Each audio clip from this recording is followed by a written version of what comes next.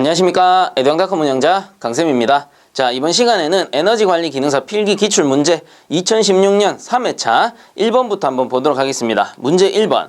절탄기에 대한 설명으로 옳은 것은 이라고 돼 있네요. 한번 보면은 1번에 절탄기의 설치 방식은 혼합식과 분배식이 있다라고 돼 있는데, 절탄기는 재질에 따라서 나관식과 핀 부착식이 있고요. 그 다음 2번에 절탄기의 급수 예열 온도는 포화 온도 이상으로 한다라고 돼 있는데, 포화 온도보다 온도를 높여버리면 어떻게 돼? 급수가 예열되는 게 아니고 급수가 증발해버리겠죠. 그래서 2번도 틀렸고요. 그 다음 3번에 보시면 연료의 절약과 증발량의 감소 및 열 효율을 감소시킨다라고 돼 있는데, 절탄기 자체가 폐열 회수 장치잖아요. 그래서 버리는 열을 다시 이용하기 때문에 어떻게 돼요? 증발량은 증가할 거고, 그리고 열 효율도 증가하게 되는 겁니다. 그래서 1번, 2번, 3번 다 틀렸고 맞는 거는 4번밖에 없어요. 급수와 보일러수의 온도차 감소로 열응력을 줄여준다. 그래서 급수가 예열돼서 들어가기 때문에 차가운 물이 들어가는 것보다는 부동 팽창이라든가 열응력을 감소시켜 줄 수가 있겠죠. 자, 그래서 1번에 맞는 것은 4번. 자, 그다음 2번 보겠습니다. 대형 보일러인 경우에 송풍기가 작동하지 않으면 전자밸브가 열리지 않고 점화를 저지하는 인터로근이라고 돼 있네요. 자, 요 2번 문제 같은 경우 교재 80페이지에 나와 있습니다. 그래서 인터록에 대한 설명이 쭉 나오는데, 자, 이 중에 송풍기와 가장 연관이 큰 것은 뭐겠어요? 프리퍼지 인터록이 되겠죠. 프리퍼지가 뭔데? 송풍기가 먼저 돌아서 연소실 내부에 있는 미연소분을 빼주는 그 작업을 프리퍼지라고 하잖아요. 근데 송풍기가 작동하지 않는다. 그럼 내부에 미연소분이 그대로 존재할 거고, 그 상태에서 연료가 분사되고 점화가 되면 어떻게 돼요? 논의 폭발로 이어질 수 있단 말이야. 그렇기 때문에 송풍기 작동과 가장 관계가 큰 것은 1번 프리퍼지 인터록이 되겠습니다. 자, 그 다음 3번 문제. 가압수식을 이용한 집진장치가 아닌 것은 이라고 돼 있네요. 자, 요 3번 문제 같은 경우 교재 122페이지를 참고하셔도 되고요. 그리고 가압수식 집진장치 암기법 알려드렸습니다. 뭡니까? 벤, 사, 제, 충, 분. 자, 그래서 얘들이 벤튜리 스크러버, 그 다음에 사이클론 스크러버, 그 다음에 제트 스크러버, 그 다음 충전탑, 그리고 분무탑. 자, 이렇게 5가지가 있다라고 했습니다. 그래서 이 가압수식 집진장치가 뭐예요? 물을 뿌려가지고 그 안에 있는 먼지, 이물질 등을 제거해주는 거를 가압수식 집진장치라고 하잖아요. 그래서 이 가압수식 집진장치의 종류는 벤사, 제충, 분이다. 자, 그렇다면 이 문제에서 가압수식을 이용한 집진장치가 아닌 것은 2번이 되는 겁니다. 2번에 보시면 충격식 스크러버라고 돼 있는데, 일단 충격식 스크러버라는 말 자체가 틀렸어요. 스크러버라는 게 뭐야? 가압수시키는 장치란 말이야. 물을 뿌리는 장치를 스크러버라고 하는데, 일단은 스크러버라는 말 자체가 틀렸고, 자, 여기서 말하는 충격식이라는 건 뭐냐면은 충격식. 자, 충격식은 덕트 이제 배기가스가 지나가는 사이에다가 요 뭐예요? 충격판을 딱 설치해가지고 이 배기가스가 지나갈 때 배기가스가 이 충격탑에다가 탁 부딪히면서 어떻게 돼요? 이렇게 순간적으로 턴한단 말이야. 턴할 때 관성력에 의해서 이 배기가스 중에 있는 이물질들은 충격판에 들러붙었다가 아래쪽으로 뚝뚝뚝뚝뚝 떨어집니다. 그럼 이 아래쪽에서 그 이물질을 제거하는 거를 충격식이라고 합니다. 그래서 결국 이 먼지가 들러붙었다가 떨어지는 그 원리가 뭐야? 관성력이란 말이야. 관성력. 자, 그래서 요 관성력식을 다른 말로 충격식이라고도 하는 거고, 이 관성력식 집진장치는 결국 뭡니까? 건식 집진장치의 일종입니다. 그렇기 때문에 가압수식하고는 어때? 전혀 관계가 없다라고 봐주셔야 되겠죠. 자, 그래서 3번 문제에 가압수식을 이용한 집진장치가 아닌 것은 2번 충격식. 자, 그 다음 4번 보겠습니다. 유리연소 버너에서 기름의 예열 온도가 너무 높은 경우에 나타나는 주요 현상으로 옳은 것은 이라고 돼 있네요. 자, 요 4번 문제 같은 경우는 교재 114페이지에 내용을 참고하시면 되는데, 그 114페이지에 답이 정확하게 나와 있어요. 그래서 기름의 예열 온도, 유예열 온도입니다. 유예열 온도가 너무 높아버리면 1번 버너 화구의 탄화물이 축적된다. 그래서 4번의 답은 1번이 되는데요. 간단하게 생각하세요. 버너에 들어가서 연소해야 될 기름을 미리 예열하는 이유는 뭐야? 무화를 쉽게 시키기 위해서, 그리고 연소를 좀 더 용이하게 하기 위해서 하는 건데, 이때 유예열 온도가 너무 높아버리면 이 기름이 어떻게 돼? 미리 연소해버릴 수가 있잖아요. 근데 연소하는 것까지는 좋은데 완전 연소가 되는 게 아니고 불완전 연소된단 말이야. 그렇기 때문에 불완전 연소된 그 찌끄러기들을 뭐라 그래? 그른 검댕이들을 우리가 탄화분이라고 하죠. 그래서 이런 탄화물들이 축적이 되는 거야. 축적이 돼서 버너에 그 화구를 막아버린다든가 이런 안 좋은 현상으로 이어질 수 있다라는 거죠. 자, 그렇기 때문에 4번에 유예열 온도가 너무 높을 때 나타나는 현상으로 옳은 것은 1번입니다. 버너 화구의 탄화물 축적. 자, 그 다음 넘어가도록 하겠습니다. 자, 그 다음 5번 문제. 보일러의 자동 제어에서 제어량에 따른 조작량의 대상으로 옳은 것은 이라고 돼 있네요. 자, 요 5번 문제 같은 경우 교재 131페이지를 참고하셔도 되고요. 우측에 해설에 표 참고하셔도 됩니다. 자, 그래서 한번 살펴보면 1번에 증기 온도를 제어하기 위해서는 연소 가스량이 아니고 전열량을 조작하게 되죠. 그래서 1번은 틀렸고, 그 다음 2번에 증기압력은 연료량. 요 녀석이 맞겠네요. 그 나머지 3, 4번 한번 보면 3번에 보일러 수위를 제어하기 위해서는 급수량을 조작합니다. 그 다음 4번에 논의 압력을 제어하기 위해서는 연소 가스량을 조작하게 되죠. 그래서 1번, 3번, 4번은 틀렸고 5번에 맞는 것은 2번밖에 없네요. 자, 그 다음 6번 보겠습니다. 비열이 0.6kcal/kg 도시인 어떤 연료 30kg을 15도씨에서 35도씨까지 예열하고자 할 때 필요한 열량은 몇 kcal인가 라고 돼 있네요. 자, 그래서 여기서 예를 들어 나 공식을 잘 모르겠다 하시는 분들은 조건을 적어 보시면 되죠. 그래서 요 6번 문제 같은 경우 조건이 어떻게 되느냐, 비열이라고 했으니까 비열 C가 0.6이네요. 0.6 kcal/kg의 도시라는 소리고, 그 다음에 어떤 연료 30kg 양이죠. 양이기 때문에 G는 30kg이라는 소리고요. 그 다음에 온도차 좋네요. 35도, 15도라고 했으니까 델타 T는 35-15 도시가 된다라는 거죠. 그럼 이거 뭐예요? GC 델타 T. 그래서 GC 델타 T를 이용해서 열량 Q를 구하는 공식입니다. 그래서 Q는 GC 델타 T니까 그대로 넣으면 G가 30kg 곱하기 C는 0.6 kcal/kg의 도시. 그 다음 곱하기 온도차네요. 35-15 도시가 되겠습니다. 그럼 단위 환산해보면 도시 사라질 거고, 그 다음 킬로그램 사라지니까 남는 건 뭡니까? 킬로칼로리라는 열량이 남네요. 그래서 열량 Q는 계산해 보시면 360 나옵니다. 360 kcal. 자, 그러므로 6번의 답은 2번 360이 되겠네요.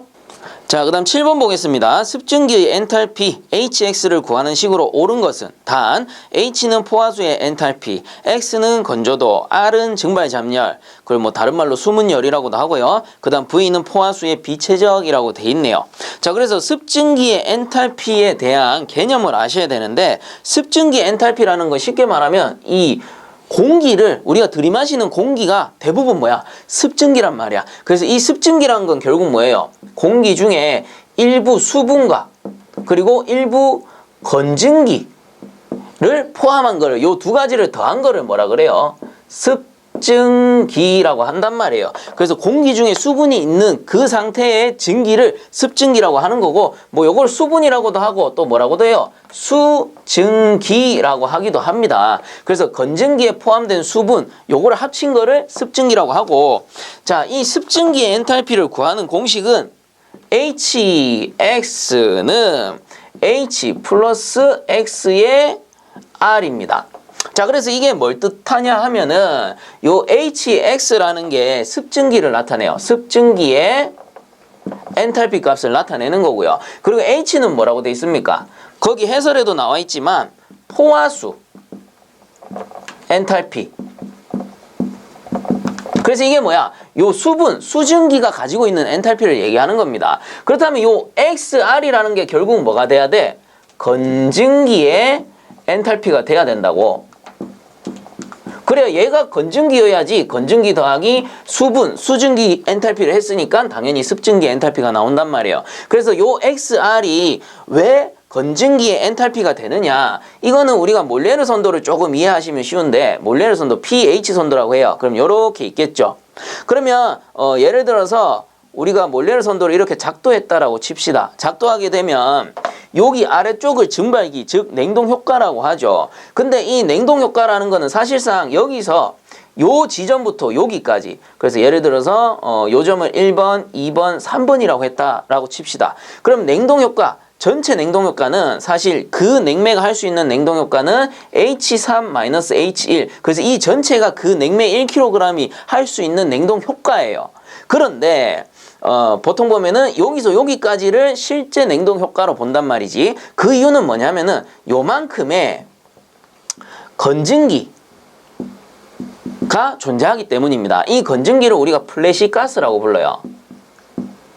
그래서 이 플래시 가스가 뭐냐면은 증발기 입구에 들어가기 이전에 미리 증발해버려 가지고 증발 능력, 즉 냉동 효과를 잃어버린 가스라고 해. 아, 그렇다면 이 냉동 사이클의 건조도를 나타내 보게 되면은 여기서 이제 건조도 X선을 이렇게 걷는 겁니다. 그럼 예를 들어서 요게 한 0.3이야. 그러면 이 전체 중에 건조한 증기의 퍼센트가 0.3, 즉 30% 존재한다라는 소리입니다. 그리고 요 H3-H1, 그래서 여기서부터 여기까지를 그 냉매가 가지고 있는 증발 잡열이라 불러요. 그러니까 이 증발 잡열, 이 전체 R이라고 하겠지. R 곱하기 요 건조도 X를 해버리면은 결국은 요만큼의 건조한 증기의 비율, 즉 그 엔탈피가 나온다라는 뜻이야. 그래서 X 곱하기 R, 요게 결국은 건증기 엔탈피가 된다라는 소리가 되겠죠. 자, 그래서 7번의 답은 3번이 되는 겁니다. HX는 H 플러스 XR. 그래서 XR이라는 게 결국 뭐죠? 건증기 엔탈피다. 요 소리가 되는 겁니다. 자, 그 다음 8번 볼게요. 분진가스를 집진기 내에 충돌시키거나 열가스의 흐름을 반전시켜 급격한 기류의 방향전환에 의해 분진을 포집하는 집진장치는 이라고 돼 있네요. 요거 앞에서 한 것 같은데. 그래서 8번 문제 같은 경우 교재 120페이지 참고하셔도 되고요. 제가 앞에 문제 몇 번? 3번 문제에서도 한번 언급을 했었습니다. 그래서 방해판 충돌시키는 걸 뭐라고 하죠? 관성력식이라고 하죠. 그래서 건식 집진장치의 일종이었고요. 요런 거를 관성력 집진장치라고 한다. 그래서 8번의 답은 2번이 되는 겁니다. 자, 그 다음 넘어가겠습니다. 자, 그 다음 9번 보겠습니다. 화염 검출기의 종류 중 화염의 이온화 현상에 따른 전기 전도성을 이용하여 화염의 유물을 검출하는 것은 해서 9번 문제 역시 교재 78페이지 나오는 내용이고요. 앞에서도 많이 나왔으니까 충분히 맞출 수 있을 거라고 생각합니다. 그래서 화염의 이온화 현상이라고 했기 때문에 플레임 로드가 되겠죠. 그리고 나머지 플레임 I 같은 경우는 화염의 발광 현상, 그리고 스택 스위치 같은 경우는 화염의 발열 현상. 그래서 4번의 광전관이 결국 뭐예요? 플레임 I를 얘기하는 거예요. 그래서 2번이나 4번이나 같은 말이다. 이렇게 이해를 하시면 되겠죠. 자, 그래서 9번의 답 화염의 이온화 현상이니까 답은 1번 플레임 로드. 자, 그 다음 10번 보겠습니다. 원심형 송풍기에 해당하지 않는 것은 이라고 되어 있네요. 자, 요 10번 문제 같은 경우는 교재 117에서 119페이지 사이를 보시면 되는데요. 이 원심형 송풍기라는 거는 임펠러의 방향에 따라서 터보형, 다익형, 플레이트형 등이 있었고요. 자, 여기서 4번에 보시면 프로펠러형이라고 되어 있는데 프로펠러형은 뭐예요? 우리 일종의 선풍기 혹은 환풍기 생각하면 된다라고 했죠. 이렇게 프로펠러가 달려있고 여기에 축이 달려있습니다. 그럼 여기에 축이 회전하면서 어떻게 돼? 축 방향으로 송풍을 한다라고 해서 이 프로펠러형은 뭐라고 했어요? 충류형 송풍기다 라고 배웠잖아요. 자, 그래서 10번에 원심형 송풍기에 해당하지 않는 것은 4번 프로펠러형이 되는 겁니다. 자, 그 다음 11번 보겠습니다. 다음 중 보일러수 분출의 목적이 아닌 것은 이라고 돼 있네요. 그래서 분출 장치에 대한 내용이 될 거고요. 1번에 보시면 보일러수의 농축을 방지한다. 이게 가장 중요한 거다라고 했습니다. 왜? 밀폐된 보일러수 속에 물이 계속해서 정치되어 있으면 어떻게 돼요? 물도 썩잖아요. 그렇게 농축이 된단 말이야. 그러면 나중에 스케일도 발생하고 슬러지도 많아지고 그로 인해서 프라이밍 포밍이 발생하는 겁니다. 그렇기 때문에 이런 찌든 썩은 물을 분출하고 그리고 새로운 급수를 해줌으로써 보일러 수의 농축을 방지하는 거죠. 그래서 1번은 맞는 거고, 그 다음 2번에 프라이밍 포밍도 덩달아 방지하게 되는 겁니다. 2번도 맞죠. 그 다음 3번에 관수의 순환을 좋게 한다. 당연히 관수의 순환도 좋아지는 겁니다. 자, 그렇다면 틀린 거 4번이죠.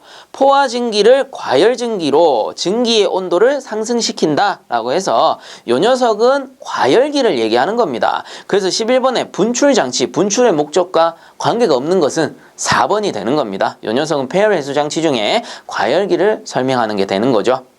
자, 그 다음 12번 볼게요. 보일러 수위 제어 검출 방식에 해당되지 않는 것은 이라고 되어 있습니다. 자, 요거는 우측에 해설을 참고하시면 되겠죠. 수위 제어 검출 방식, 플로트식, 전극식, 차압식, 열팽창식이 존재하고요. 아닌 것은 1번 유속식이 되겠습니다.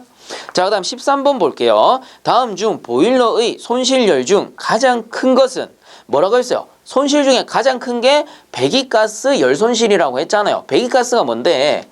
보일러가 이렇게 있으면 보일러 내부에 연소실이 있을 거고요. 그럼 버너를 이용해서 연소를 시킨단 말이야. 그러면 이 연소하고 남는 가스가 뭐야? 폐가스. 이거를 결국 어떻게 해? 배기시키는 거잖아. 그래서 폐가스를 배기할 때 발생하는 열손실이 뭐예요? 배기가스 열손실. 그래서 얘는 연료만 타고 나면 그냥 빠져나가기 때문에 손실열 중에 가장 많은 비율을 차지한다라고 했습니다. 그래서 이런 거를 줄여주기 위해서 중간에 뭐 폐열 회수 장치라든가 이런 것들을 설치하기는 하는데 그 손실량이 어마무시하게 많기 때문에 이 보일러의 손실열 중 가장 큰 것은 배기가스에 의한 열손실이다라고 했습니다. 자, 그래서 13번의 답은 4번. 자, 그 다음 넘어갑시다. 자, 그 다음 14번 보겠습니다. 증기의 압력 에너지를 이용하여 피스톤을 작동시켜 급수를 행하는 펌프는, 자, 그래서 14번 같은 경우 교재 60페이지에 나옵니다. 그래서 증기 에너지를 이용하는 왕복동식 펌프라고 해가지고 워싱턴 펌프라고 있었습니다. 그래서 14번의 답은 1번 워싱턴 펌프. 자, 그 다음 15번 볼게요. 석탄의 함유 성분이 많을수록 연소에 미치는 영향에 대한 설명으로 틀린 것은 이라고 했는데, 자, 요 15번 같은 경우 교재 103페이지를 참고하셔도 되고요. 한번 차근차근 읽어보면 이해가 될 거예요. 자, 석탄에 함유된 성분이 많을수록 연소에 미치는 영향이라고 했는데 1번에 보시면 수분이라고 돼 있어요. 수분이 석탄 중에 많이 함유돼 있다. 그냥 쉽게 생각하세요. 연료 중에 수분이 많으면 어떻게 돼? 잘 안 타. 그 말은 착화성이 저하된다 이 말이죠. 왜? 잘 안 타잖아. 불이 잘 안 붙는다고, 수분이 많으니까. 그래서 1번은 맞는 거고, 그 다음 2번에 회분을 다른 말로 이물질이라고 했습니다. 그럼 보면은 연소 효율이 증가한다? 아니겠죠. 이물질이 많으니까 연소 효율은 저하한다라고 봐야 돼요. 그래서 틀린 거는 2번이 됩니다. 나머지 3, 4번은 보면은 고정 탄소량이 많으면 어떻게 돼? 발열량이 증가한다라고 했고요. 그 다음 4번에 휘발분이 많을수록 검은 매연이 발생하기 쉽다라고 배웠죠. 자, 그래서 15번에 틀린 것은 2번이 되는 겁니다. 회분이 많으면 연소 효율이 저하된다. 자, 그 다음 16번 화형 검출기에서 검출되어 프로텍터 릴레이로 전달된 신호는 버너 및 어떤 장치로 다시 전달되는가 라고 돼 있는데, 이거는 우측에 해설 한번 보겠습니다. 프로텍터 릴레이라는 거는 화형 검출기, 압력 제한기, 저수위 경보장치 등에서 신호를 전달받아 위급 상황 시 전자밸브에 신호를 보내 연료 공급을 차단하는 안전제어 장치다 라고 돼 있죠. 그래서 맨 앞에 줄을 보시면 돼요. 화형검출기 압력제한기 저수위 경보장치라고 했잖아. 화형검출기라는 거는 연소실 내부의 실화를 검출하는 거고요. 그 다음 압력제한기라는 거는 이상 고압을 검출하는 겁니다. 그리고 저수위 경보장치는 뭐예요? 수위가 너무 떨어졌을 때 저수위 사고를 방지하기 위해 이거를 검출해서 경보를 발하는 장치잖아. 자, 그러면 얘들은 다 뭐야? 일종의 안전장치들이죠. 그러면 이런 안전장치가 동작했다라는 거는 결국은 보일러 내부에 이상이 발생했다라는 거잖아. 그래서 조금만 그대로 정지시키게 되면 어떻게 돼? 잘못하면 뭐 폭발사고로 이어진다거나 기타 안 좋은 사고로 이어질 수 있단 말이에요. 그러니까 어디로 신호를 보내야 돼? 프로텍터 릴레이가 신호를 받아서 결국은 연료 차단 장치, 전자밸브로 신호를 보내서 연료를 차단시켜 버려야 되는 거예요. 자, 그렇기 때문에 16번에 프로텍터 릴레이가 전달된 신호를 어디로 보내는 거예요? 답은 3번 연료 차단 밸브.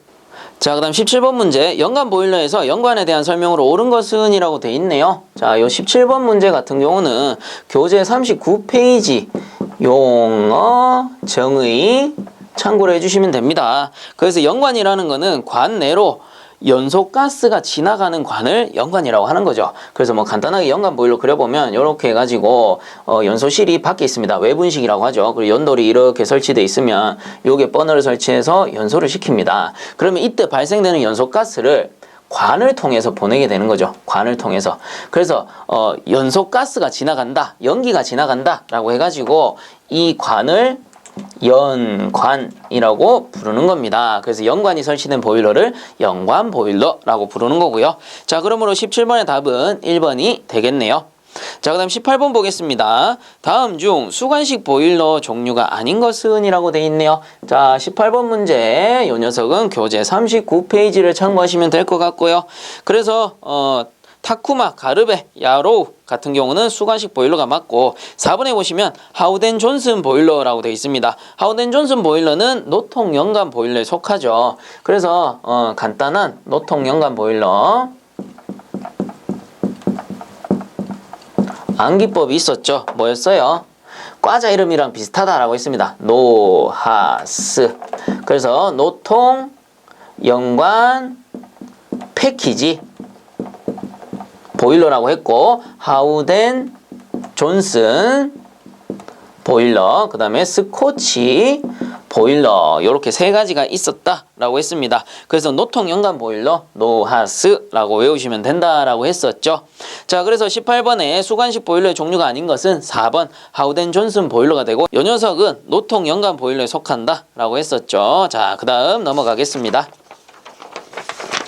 자, 그 다음 19번 문제. 보일러 1마력을 열량으로 환산하면 약 몇 킬로칼로리 per hour인가? 자, 1보일러 마력 HP라고 하죠. 1보일러 마력은 상당 증발량 G로는 15.65 kg per hour였고, 열량으로 나타내면은 8435 kcal per hour였다 라고 했었죠. 그래서 요거는 반드시 외워달라고 했고요. 자, 여기에서 이제 1보일러 마력을 열량으로 환산한 값이니까 8435 kcal/h. 19번의 답은 4번이 되겠습니다. 자, 그다음 20번 문제. 기체 연료의 특징으로 틀린 것은 이라고 돼 있네요. 자, 연료는 크게 세 가지. 고체 연료, 액체 연료, 기체 연료로 나뉘게 됐고요. 여기서 발열량이 가장 높고 효율이 가장 좋은 게 기체 연료, 그리고 완전 연소가 가장 용이하다라고 했습니다. 그리고 가장 안 좋은 게 고체 연료라고 했었죠. 그리고 얘는 가장 좋은 반면에 가격은 비싸고 그리고 취급은 좀 어렵다라고 했습니다. 자, 그래서 한번 보면 20번에 기체 연료의 특징으로 틀린 것은 해가지고 1번에 연소 조절 및 점화나 소화가 용이하다, 완전 연소가 용이하다라는 소리하고 같아요. 그래서 1번 맞고, 그 다음 2번에 시설비가 어때요? 많이 들어요. 취급이 어렵기 때문에. 그리고 저장이나 취급이 어렵다. 그래서 2번이 틀린 거겠네요. 그 나머지는 3번에 회분이나 매연 발생이 없어서 연소 후 청결하다, 완전 연소가 쉽다라는 소리죠. 그 다음 4번에 연료 및 연소용 공기도 예열되어 고온을 얻을 수 있다, 발열량이 높다라는 소리잖아요. 그래서 1, 3, 4번은 맞고 20번에 틀린 것은 2번입니다. 자, 그 다음 21번. 90도씨의 물 1000kg에 15도씨의 물 2000kg을 혼합시키면 온도는 몇 도씨가 되는가 라고 돼 있네요. 자, 그래서 혼합시켰기 때문에 요거를 뭐 혼합온도라고도 하죠. 자, 그래서 요 21번 같은 경우는 교재 30페이지에 연력학 제0법칙에서 나오는 공식입니다. 그래서 혼합온도 Tm은 G1 더하기 G2 분의 G1 T1 더하기 G2 T2라는 공식이 있었습니다. 연력학 제0법칙에 의해서 나오는 공식이었고요.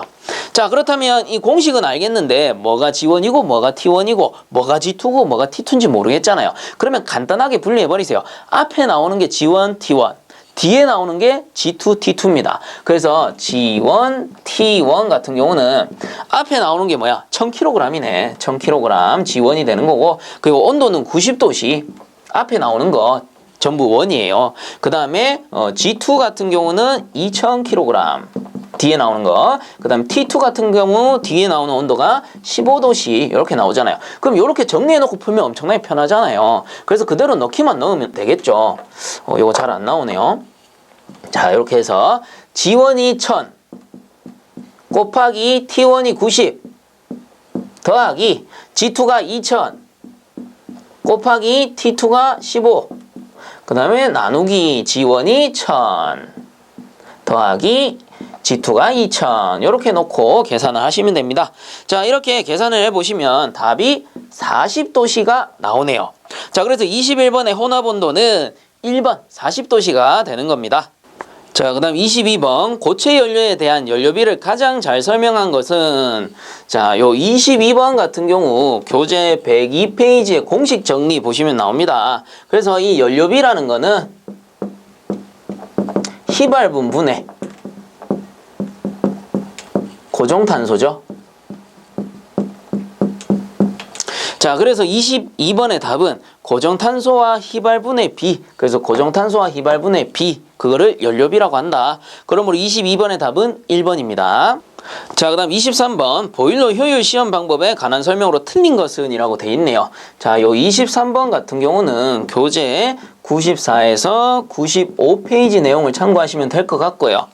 그래서 이 문제 답 이전에도 한번 나오기는 했었습니다. 그래서 한번 더 보면은 자, 틀린 걸 찾으라고 했어요. 1번 급수 온도는 절탄기가 있는 것은 절탄기 입구에서 측정한다. 요거는 맞아요. 그 다음 2번에 배기가스의 온도는 전열면의 최종 출구에서 측정한다 해가지고 교재 같은 경우는 최종 가열기 출구에서 측정한다 라고 돼 있는데 최종 가열기나 전열면의 최종 출구 온도나 같은 거다라고 말씀을 드렸죠. 그래서 2번도 맞고, 그 다음 3번에 포화증기의 압력은 보일러 출구의 압력으로 불호동관식 압력계를 측정한다. 그래서 이 녀석은 교재에는 없는 내용인데 포화증기 압력은 당연히 증기가 치출되는 보일러의 출구, 그래서 출구 압력을 압력계로, 그래서 가장 많이 쓰는 불호동관 압력계로 측정한다. 그래서 1, 2, 3번 다 맞는 거고요.